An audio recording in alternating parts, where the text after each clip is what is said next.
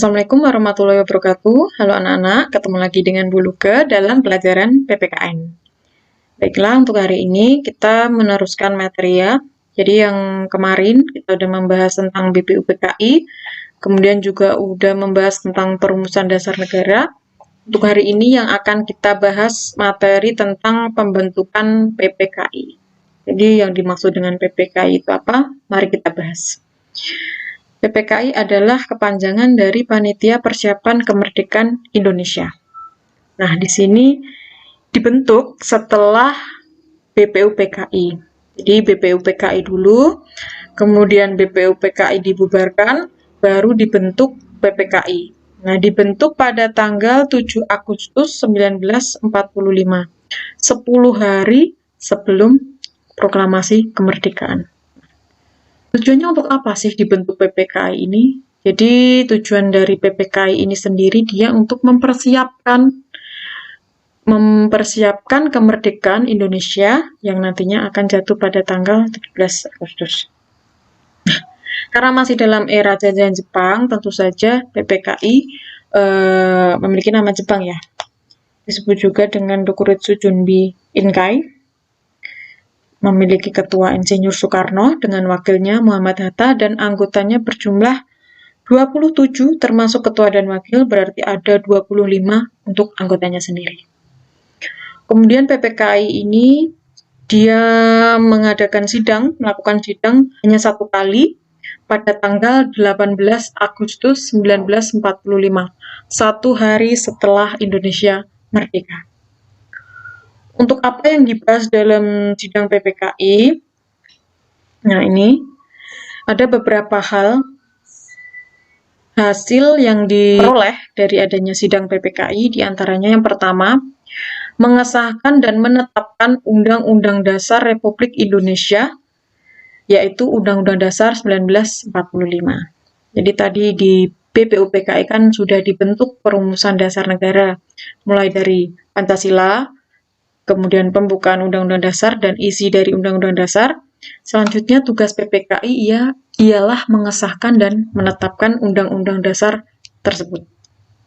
Yang kedua, memilih Insinyur Soekarno sebagai presiden, dibantu oleh Muhammad Hatta sebagai wakil presiden. Dan yang ketiga, membentuk sebuah Komite Nasional Indonesia Pusat (KNIP) untuk membantu presiden dalam menjalankan tugas kepresidenan.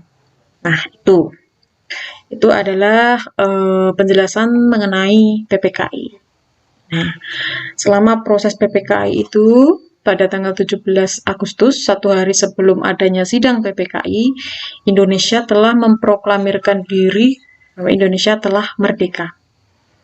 Itu pada hari Jumat, tepatnya hari Jumat tanggal 17 Agustus 45, di mana proklamasi ini dibacakan oleh Soekarno dengan didampingi oleh Muhammad Hatta, diproklamirkan di Jalan Pegangsaan Timur nomor 56 Jakarta Pusat. Nah, ini untuk naskah proklamasi, tentu kalian sudah tidak asing. Ini dari SD sudah ada, kita hanya mengulang materi. Harusnya sih sudah hafal di luar otak ya. Baik, untuk selanjutnya kita lewati, langsung saja kita masuk ke nilai semangat pendiri negara. Jadi ada beberapa tokoh gitu ya, tokoh pahlawan nasional kita. Banyak sekali tokoh yang bisa kita teladani, mulai dari ada Insinyur Soekarno, presiden kita, kemudian ada wakilnya Muhammad Hatta, ada juga Mohyamin, ada Rajiman Widyodiningrat, ada Supomo, ada Wahid Hasim, kemudian ada Agus Salim, ada Amaramis. Nah, ini beberapa contoh tokoh-tokoh pendiri negara kita. Jadi apa saja sih nilai semangat dari para pendiri negara yang bisa kita teladani gitu ya, kita contoh. Ada beberapa hal yang patut dan harus kita contoh adalah sikap yang pertama, nasionalisme.